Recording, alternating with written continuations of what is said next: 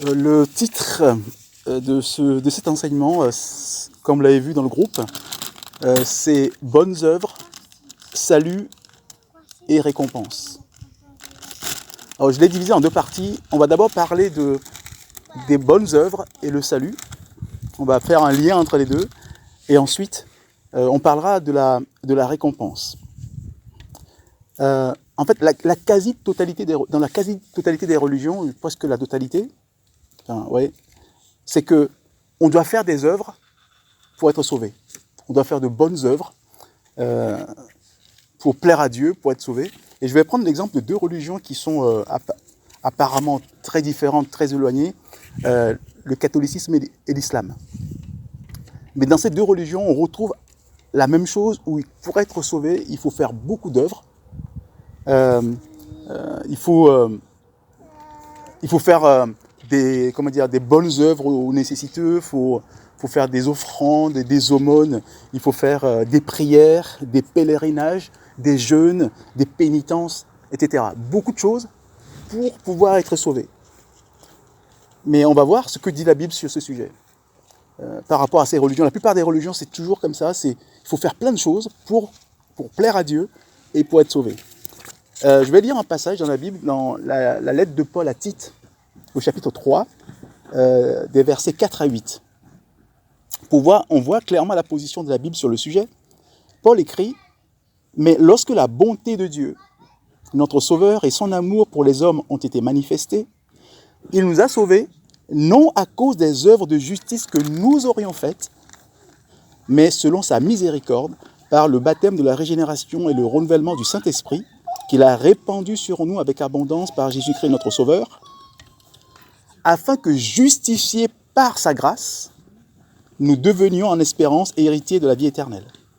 Cette parole est certaine, et je veux que tu affirmes ces choses, afin que ceux qui ont cru en Dieu s'appliquent à pratiquer de bonnes œuvres. » Donc on voit que quelque part, en fait, la chose est inversée dans la Bible. C'est parce qu'on est sauvé qu'on pratique des bonnes œuvres. Contrairement à toutes les religions, il faut faire des bonnes œuvres pour être sauvé. La position de la Bible est très claire. On voit que l'évangile est vraiment opposé à toutes les autres religions, où il s'agit d'abord, pour nous, dans l'évangile, d'être sauvé d'abord, et ensuite de pratiquer de bonnes œuvres. Et le texte que nous avons vu nous parle de la bonté de Dieu, de sa miséricorde et de sa grâce. C'est ça qui sauve, ce ne sont pas nos bonnes œuvres. Et finalement, on parle beaucoup de la grâce. Je ne sais pas si vous pouvez me donner une définition simple, très simple de la grâce. Un cadeau immérité. Exactement. Ou une faveur imméritée. C'est quelque chose qu'on n'a pas mérité, on n'a rien fait. C'est ça la grâce. On en parle souvent, mais les gens n'ont pas une définition très simple. C'est aussi simple que ça, c'est une faveur imméritée. Et l'apôtre Paul nous le rappelle à propos du salut, dans Romains chapitre 6, verset 23. Il est écrit « Car le salaire du péché, c'est la mort, mais le don gratuit de Dieu, c'est la vie éternelle en Jésus-Christ notre Sauveur. » La chose, elle est très très simple, elle est très claire, c'est un don gratuit. Il n'y a pas des choses à faire, il n'y a pas des œuvres à faire pour gagner ça. Et dans la même lettre, au chapitre 3, versets 23 et 24, Paul écrit toujours « Car tous ont péché et sont privés de la gloire de Dieu, et ils sont gratuitement justifiés par sa grâce, par le moyen de la rédemption qui est en Jésus-Christ. » Donc le terme revient tout le temps, c'est grâce, c'est gratuitement, c'est aussi simple que ça. Je ne sais pas si vous connaissez Mère Teresa. Peut-être que les plus jeunes n'ont pas forcément connu ce personnage. Non. Mère Teresa, c'était une religieuse catholique qui a consacré sa vie aux pauvres, notamment à Calcutta. Elle s'est occupée des pauvres en Inde toute sa vie. Et parfois, je dis aux gens, mais il n'y a aucune certitude qu'elle est sauvée, qu'elle soit sauvée. Ça choque quand je dis ça. Les gens me disent, ouais, mais tout ce qu'elle a fait, elle a consacré sa vie aux pauvres. Mais je dis, mais si elle n'a pas donné sa vie à Jésus, elle n'est pas sauvée.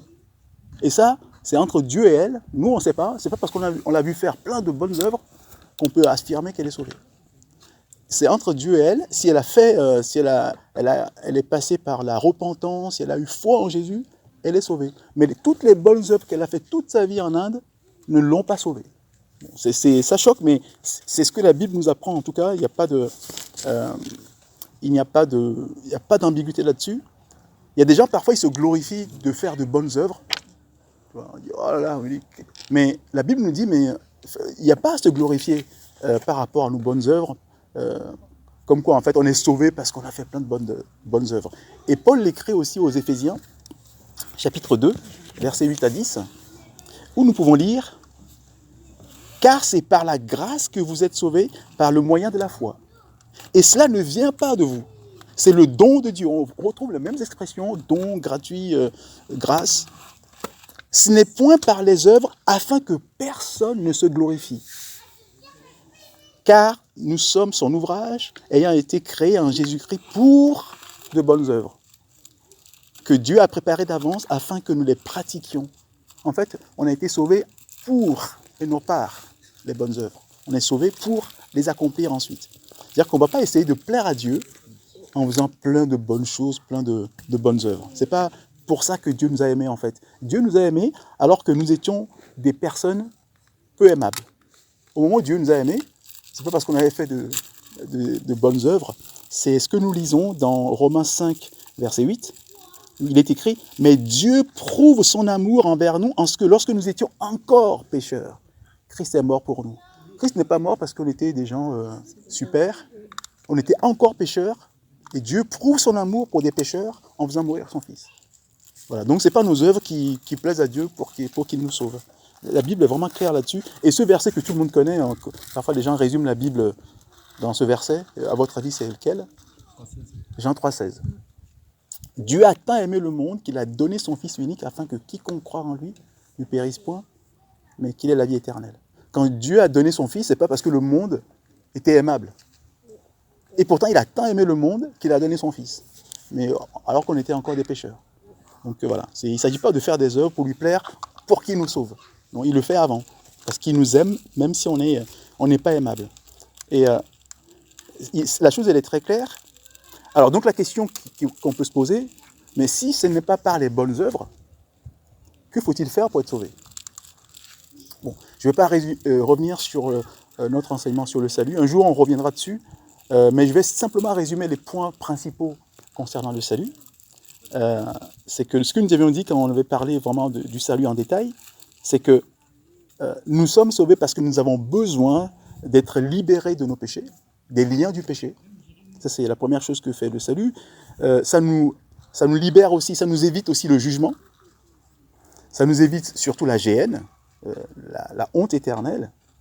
Et puis ça nous apporte un bonheur parfait et éternel avec Dieu. Et maintenant, pour l'avoir, la Bible nous dit qu'il y a une seule chose qu'il faut, c'est la foi en Jésus-Christ et la repentance. Et il n'est nulle part question de bonnes œuvres. C'est juste avoir foi en Jésus, se repentir. Et on en a parlé, on a eu un enseignement spécial sur la repentance aussi. Voilà, c'est ça ce qu'il faut. Mais certains, parfois, ils objectent en disant « Oui, mais même la Bible dit que les bonnes œuvres peuvent sauver. » Parce qu'en fait, il y a un passage qui est intéressant, c'est la lettre de Jacques. La lettre de Jacques au chapitre 2. J'aimerais vous lire, pas tout le chapitre, mais les versets 14 à 26, où Jacques écrit ceci « Mes frères, que sert-il à quelqu'un de dire qu'il a la foi s'il n'a pas les œuvres? La foi peut-elle le sauver? Si un frère ou une sœur sont nus et manquent de la nourriture de chaque jour, et que l'un d'entre vous leur dise « Allez en paix, chauffez-vous et vous rassasiez », et que vous ne leur donniez pas ce qui est nécessaire au corps, à quoi cela sert-il? Il en est ainsi de la foi. Si elle n'a pas les œuvres, elle est morte en elle-même. Mais quelqu'un dira, toi tu as la foi et moi j'ai les œuvres. Montre-moi ta foi sans les œuvres et moi je te montrerai ma foi par mes œuvres. Tu crois qu'il y a un seul Dieu, tu fais bien, les démons le croient aussi et ils tremblent. Veux-tu savoir, ô homme vain, que la foi sans les œuvres est inutile? Abraham, notre père, ne fut-il pas justifié par les œuvres lorsqu'il offrit son fils Isaac sur l'autel? Tu vois que la foi agissait avec ses œuvres et que les œuvres de la foi et que par les œuvres, la foi fut rendue parfaite. Ainsi s'accomplit ce que dit l'Écriture. Abraham crut à Dieu et cela lui fut imputé à justice. Et il fut appelé ami de Dieu. Vous voyez que l'homme est justifié par les œuvres et non par la foi seulement. Rahab, la prostituée, ne fut-elle pas également justifiée par les œuvres lorsqu'elle reçut les messagers et qu'elle les fit partir par un autre chemin? Comme le corps sans âme est mort, de même, la foi sans les œuvres est morte. Donc certains s'appuient sur ce passage en disant, bah oui, finalement, en fait, il faut faire des œuvres pour être sauvé. Mais je crois que vraiment que c'est mal comprendre le texte. Moi, je vous invite à le relire à tête reposée, parce qu'on ne va pas le recreuser complètement ici. Mais je vous invite à le relire et à demander la révélation de Dieu. Mais pour moi, le texte est assez clair, surtout parce que j'ai terminé par ça. Comme le corps sans âme est mort, de même, la foi sans les œuvres est morte. En fait, c'est que les deux sont liés, la foi et les œuvres.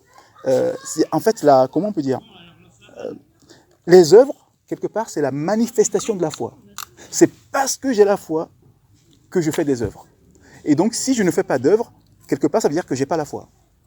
Les œuvres, ce n'est pas ce qui me sauve, mais en fait, c'est ce qui va manifester, ce qui va démontrer que j'ai la foi. C'est ce que veut dire l'apôtre Jacques, c'est-à-dire que c'est la foi sans les œuvres, elle est morte. Parce que tu ne peux pas dire que tu es sauvé et que tu ne fasses aucune œuvre. Donc, c'est nos œuvres qui vont démontrer réellement que nous sommes sauvés. Je pourrais prendre un exemple, et il vaut ce que ça vaut. C'est que je pleure parce que je suis triste. C'est-à-dire que c'est la tristesse, la manifestation de la tristesse, ce sont les pleurs. Mais ce n'est pas parce que je pleure que je suis triste. C'est parce que je suis triste que je pleure. De la même façon, c'est parce que j'ai la foi que je fais des œuvres, et pas l'inverse. Voilà, on peut voir ça comme ça. Donc, on est sauvé par la foi pour pratiquer des œuvres derrière. C'est la suite. Donc, quelque part, si je n'ai pas d'œuvre, si je n'ai aucune œuvre, c'est comme si je n'avais pas la foi, c'est comme si je n'avais même pas le salut. Quelqu'un qui n'a aucune œuvre dans sa vie, puisque les œuvres c'est la démonstration du salut. Donc, il est important que chacun s'examine pour se dire, est-ce que vraiment j'ai des œuvres dans ma vie? Et ça me permet de savoir si je suis vraiment sauvé ou pas. Parce qu'il faut absolument que les œuvres démontrent ma foi. Voilà. Donc, on voit que quelque part, en fait, Jacques ne s'est pas opposé à l'enseignement des autres apôtres, parce que tous les apôtres ont parlé de la grâce, mais c'est vraiment, il a donné une clarification par rapport au fait que quand on a la foi, automatiquement on doit avoir des œuvres. Sinon la foi elle est morte. La foi n'a pas de sens sans œuvre. Et Paul va être très très clair sur cette notion de grâce.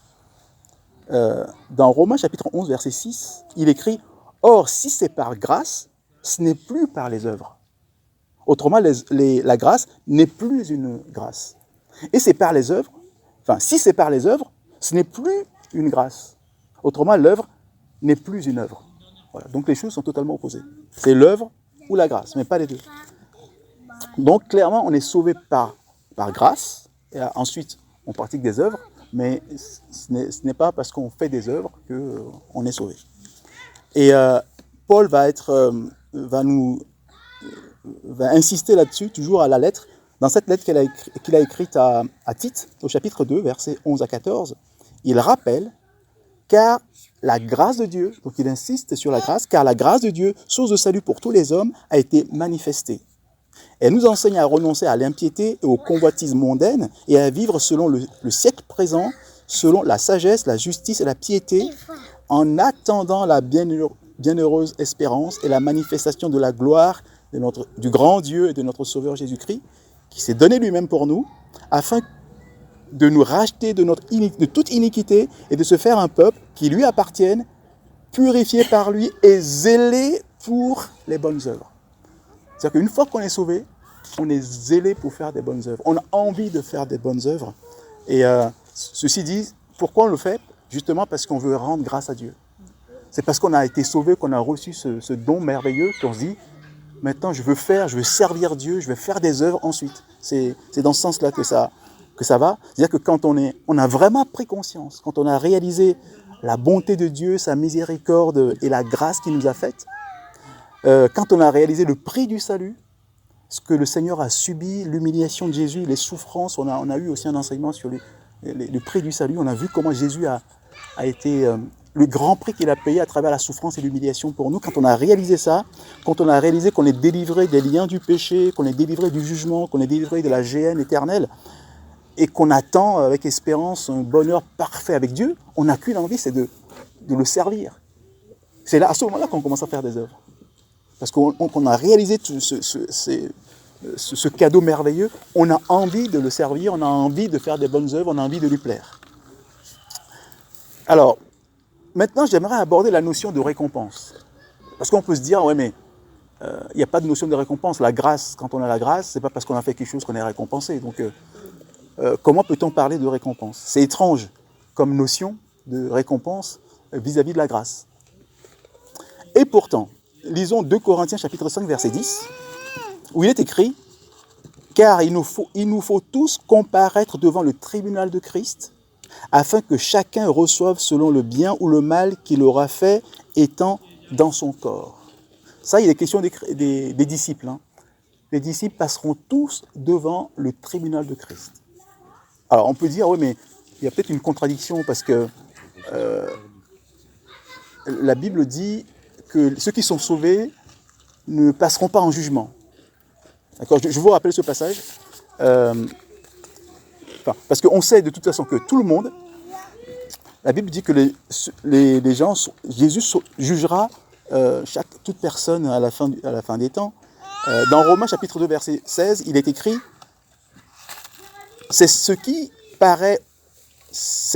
paraîtra au jour où, selon mon évangile, Dieu jugera par Jésus-Christ les actions secrètes des hommes. » Donc les hommes passeront devant Jésus pour être sauvés.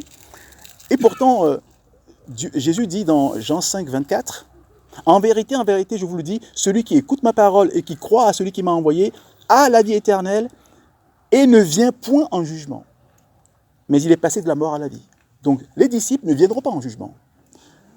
Et donc on se dit, mais pourquoi on nous parle du tribunal de Christ? Ce jugement, en fait, c'est ce qu'on voit dans le livre de l'Apocalypse, le jugement dernier, dans le livre de l'Apocalypse, au chapitre 20. J'aimerais vous lire les versets 11 et 12. L'apôtre Jean a cette vision et il dit « Puis je vis un grand trône blanc et celui qui était assis dessus.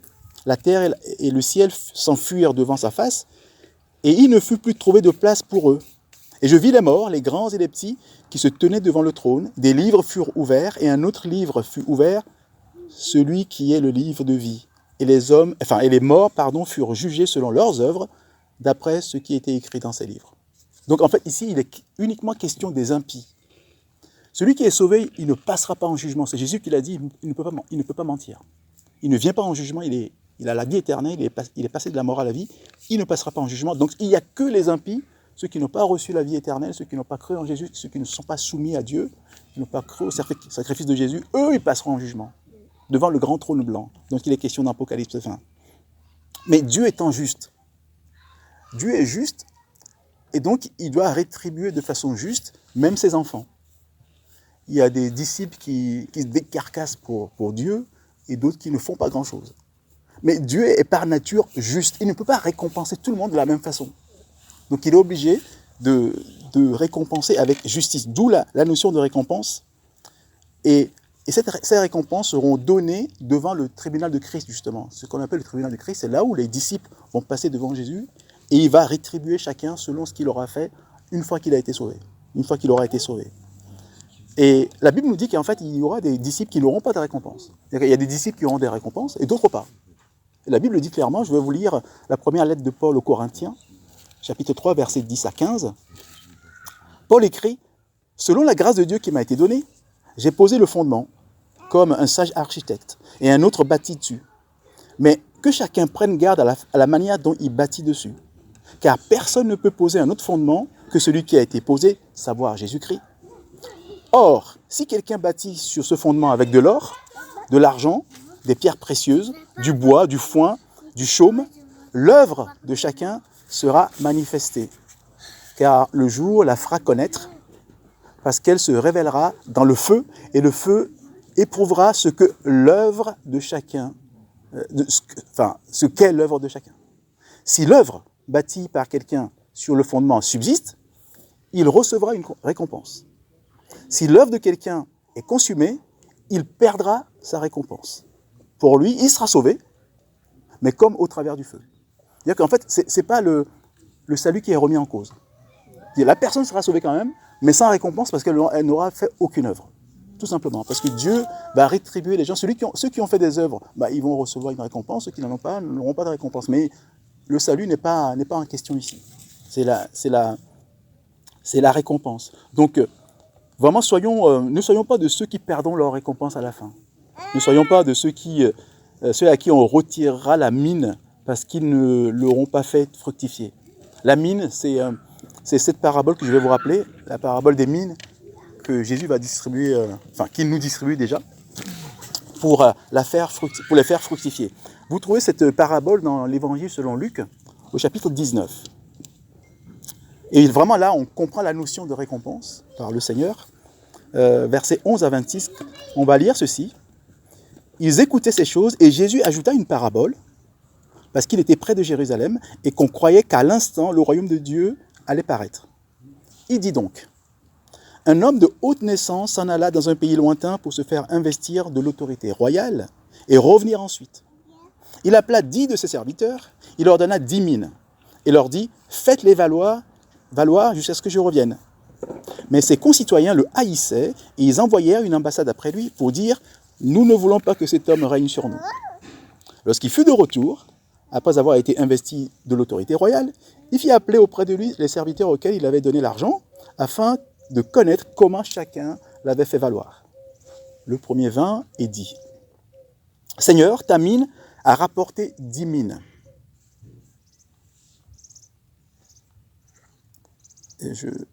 Et il lui dit, c'est bien, bon serviteur, parce que tu as été fidèle en peu de choses, reçois le gouvernement de 10 villes. Donc c'est ça sa récompense. Le second vint et dit, Seigneur, ta mine a produit 5 mines. Il lui dit, toi aussi, sois établi sur 5 villes. Un autre vint et dit, Seigneur, voici ta mine que j'ai gardée dans un linge, car j'avais peur de toi parce que tu es un homme sévère. Tu prends ce que tu n'as pas déposé et tu moissonnes ce que tu n'as pas semé. Il lui dit, je te juge sur tes paroles, méchant serviteur. Tu savais que je suis un homme sévère, prenant ce que je n'ai pas déposé et moissonnant ce que je n'ai pas semé. Pourquoi donc n'as-tu pas mis mon argent dans une banque, afin qu'à mon retour, je le retirasse avec un intérêt? Puis il dit à ceux qui étaient là, ôtez-lui la mine et donnez-la à celui qui a 10 mines. Ils lui dirent, Seigneur, il a 10 mines. Je vous le dis, on donnera à celui qui a, mais à celui qui n'a pas, on ôtera même ce qu'il a. Voilà, donc cette parabole montre que Dieu va rétribuer chacun selon son travail. Celui qui a fait fructifier sa mine jusqu'à en avoir 10, il a eu le gouvernement de 10 villes. Celui qui est arrivé jusqu'à 5 mines, il a eu le gouvernement de 5 villes. Et celui qui n'a rien gagné, il n'a pas de récompense. Parce que Dieu est juste. Voilà, donc c'est clair. Et donc, il faut quand même savoir que chacun reçoit ce qu'il peut. Enfin, le Seigneur nous demande ce que nous pouvons faire. Il ne peut pas nous demander ce qui est au-delà de nos forces. Chacun va recevoir le travail que le Seigneur juge possible par cette personne. Ça va être. Nous sommes appelés à annoncer l'Évangile, par exemple. Ça, c'est la mission principale que nous avons reçue. Nous sommes appelés à prier pour les autres, à intercéder. Ça, c'est une mission que nous tous nous avons reçue. Nous sommes appelés à avoir de la libéralité, à donner aux pauvres, à aider ceux qui sont en difficulté, à pratiquer l'hospitalité. Ça, ce sont des choses que le Seigneur nous confie. Et en fonction de ça, il nous demandera des comptes. Voilà. Donc, chacun reçoit une mine. Après, on verra ce qu'on en aura fait. Donc, pour ceux qui n'auront rien fait, ceux qui n'auront pas fait fructifier leur mine, évidemment, ils n'auront pas de récompense, parce que le Seigneur est juste. Ceux qui n'annoncent pas du tout l'évangile, ceux qui n'intercèdent pour personne, ne prient jamais pour personne, ceux qui n'aident personne, ils voient des gens en difficulté, comme disait l'apôtre Jacques, on voit quelqu'un qui a besoin d'être vêtu, on dit voilà, va prier. Parfois les gens disent, je prierai pour toi. Voilà. On te voit en difficulté, je prierai pour toi. Alors qu'on peut faire des choses, on peut aider des gens, parfois on voit des gens en difficulté financière, on a les moyens de contribuer un peu, mais on dit non, je prierai pour toi, le Seigneur te bénira. Que le Seigneur te bénisse. Voilà. Et on laisse partir la personne. Mais nous sommes appelés vraiment à être de ceux-là qui vont avoir une récompense parce que nous aurons servi le Seigneur, nous aurons été dans le service pour le Seigneur. Et donc on voit bien que les récompenses ne seront pas les mêmes. Il y a celui qui a eu 10 villes en gouvernance et puis l'autre 5, etc. Mais c'est selon ce que nous aurons fait. Parce que le Seigneur est juste. Et donc on doit se poser la question chacun, mais quelle est la qualité de la récompense que j'aimerais avoir pour l'éternité? Parce que la récompense que nous aurons, ça sera pour l'éternité. Donc c'est vraiment, on doit se poser la question, mais qu'est-ce que je vais faire pour avoir une récompense qui va durer toute l'éternité? Donc c'est vraiment... certains disent, oui, mais moi, j'ai jamais l'occasion d'annoncer l'évangile. Nous ne sommes pas tous appelés à être des évangélistes qui crient, je sais pas, dans les stades, ou, enfin, qui prêchent l'évangile à des milliers de gens. Mais nous avons des collègues, nous avons des amis, nous avons des parents, nous avons juste parler de la grâce de Dieu et leur faire comprendre que il y a quelque chose qui attend tout le monde, c'est le jugement, et qu'il y a juste à accepter que Jésus est mort pour être sauvé. Ça, on peut le dire à tout le monde. Après, les personnes acceptent ou pas. Hein. Mais notre mission, c'est pas de les convertir, c'est juste de leur dire. Il y a un moyen de s'en sortir, c'est Jésus. Point. Voilà. Et nous sommes tous appelés à ça. Et même si on est timide, donc on ne va pas forcément parler de l'évangile avec éloquence, mais pensons quand même à dire aux gens qu'il y a une porte de salut par rapport à la GN qui attend l'humanité. Voilà. Et il y a quelque chose que vraiment personne ne peut dire, qui ne peut pas ne peut pas le faire, c'est la prière d'intercession. Là, tout le monde peut le faire. On se met dans sa chambre et on prie pour les gens. On prie pour ses parents, ses amis qui ne sont pas sauvés, on prie pour ses collègues. Ça, c'est impossible de dire, moi, je n'ai pas le don de prière. Voilà. L'intercession, c'est vraiment ce à quoi nous sommes tous appelés. Et je suis certain qu'au jour, enfin, devant le tribunal de Christ, on aura des surprises. C'est-à-dire qu'on va voir, par exemple, une vieille dame que personne n'aura jamais vue, qui va avoir une très belle couronne, une belle récompense. Elle n'a rien fait, elle. Mais tout le monde oubliera qu'elle passait des heures dans sa chambre à prier, à intercéder. Pendant les campagnes d'évangélisation, elle était dans sa chambre. Et personne ne la voyait, et puis le Seigneur lui donnera une belle récompense. Oula, mais plus que le prédicateur qui a prêché à 3000 personnes dans le stade. Il dit, ouais, mais elle n'a rien fait. Mais si, elle était dans sa chambre à prier pendant des heures. Voilà, ça, nous pouvons tous, enfin, l'intercession, c'est vraiment quelque chose que nous pouvons tous faire. Et d'ailleurs, je pense que le Seigneur va récompenser plus la discrétion qu'autre chose. Plus on est discret, plus ça plaît au Seigneur. Et le Seigneur le dit très clairement. Dans l'évangile selon Matthieu, c'est Jésus lui-même qui en parle au chapitre 6. Je vous lis juste les versets 1, 2, 5 et 16. Jésus nous dit, « Gardez-vous de pratiquer votre justice devant les hommes pour en être vus. Autrement, vous n'aurez point de récompense auprès de votre Père qui est dans les cieux. Lors donc que tu fais l'aumône, ne sonne pas de la trompette devant toi comme font les hypocrites dans les synagogues et dans les rues, afin d'être glorifiés par les hommes. Je vous le dis en vérité, ils reçoivent leur récompense. Une fois qu'ils ont été glorifiés par les hommes, c'est bon, la récompense, elle est... Donc Dieu n'en donnera pas une autre. Lorsque vous priez, ne soyez pas comme des hypocrites qui aiment à prier debout dans les synagogues et au coin des rues pour être vus des hommes. Je vous le dis en vérité, ils reçoivent leur récompense. Lorsque vous jeûnez, ne prenez pas un air triste comme les hypocrites qui se rendent le visage tout défait pour montrer aux hommes qu'ils jeûnent. Et je vous le dis en vérité, ils reçoivent leur récompense. Donc la récompense, ce sera plus lié à la discrétion. Il y a des gens qui se montrent très spirituels devant tout le monde, mais Dieu dit, mais leur récompense, elle est déjà finie. Ils l'ont reçue parce que les gens les ont déjà glorifiés. Donc voilà. Cherchons vraiment la discrétion lorsque nous œuvrons pour le Seigneur, parce que le but, c'est de ne pas de retirer une gloire. Normalement, comme je l'ai dit, on est en train de faire des œuvres pour remercier Dieu. Donc ce n'est pas pour retirer une gloire pour nous. Et l'apôtre Paul le dit très bien dans 1 Corinthiens 9, 16 et 17. « Si j'annonce l'évangile, ce n'est pas pour moi un sujet de gloire, car la nécessité m'en est imposée, et malheur à moi si je n'annonce pas l'évangile. Si je le fais de bon cœur, j'en ai la récompense. Mais si je le fais malgré moi, c'est une charge qui m'est confiée. » Voilà. Donc Paul parle bien de sa récompense parce qu'il annonce l'évangile. Et donc il dit, donc c'est pour nous, c'est pareil, si j'annonce l'évangile, ce n'est pas un sujet de gloire pour nous. Si je prie pour les autres, ce n'est pas un sujet de gloire. Il y a des gens qui aiment bien le dire, ah ouais, je prie 2 heures par jour pour les gens. On n'a pas besoin de le dire. Il y a des gens qui aiment bien le dire pour se glorifier. Ou tout ce qu'ils font, s'ils donnent à manger aux pauvres, vous savez, moi, la moitié de mon salaire, je donne aux pauvres. Mais on n'a pas besoin de le dire. Voilà. Donc ces œuvres-là, ces œuvres-là sont mortes en fait quand on le fait pour se glorifier. Le Seigneur attend de nous de la discrétion et de l'humilité. Et donc, nous devons nous poser la question, quelle est la mission que moi j'ai reçue? On n'a pas tous reçu les mêmes talents, les mêmes mines. mais il faut quand même regarder un peu, se poser la question, qu'est-ce que moi j'ai reçu, qu'est-ce que je peux faire de bien par rapport au don que le Seigneur m'a donné, pour mettre ça en œuvre le mieux possible. Et quel que soit l'appel que nous avons reçu, nous devons demeurer fidèles. Parce que parfois on commence le service et puis on se lasse.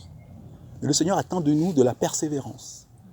Et l'apôtre Paul parle même de combat, de course jusqu'au bout. Et nous aussi, nous sommes appelés à courir, à combattre jusqu'au bout. Je vais vous lire cette lettre. Quand Paul arrive à la fin de sa vie, il sent à la fin de sa vie, il écrit une deuxième lettre à Timothée.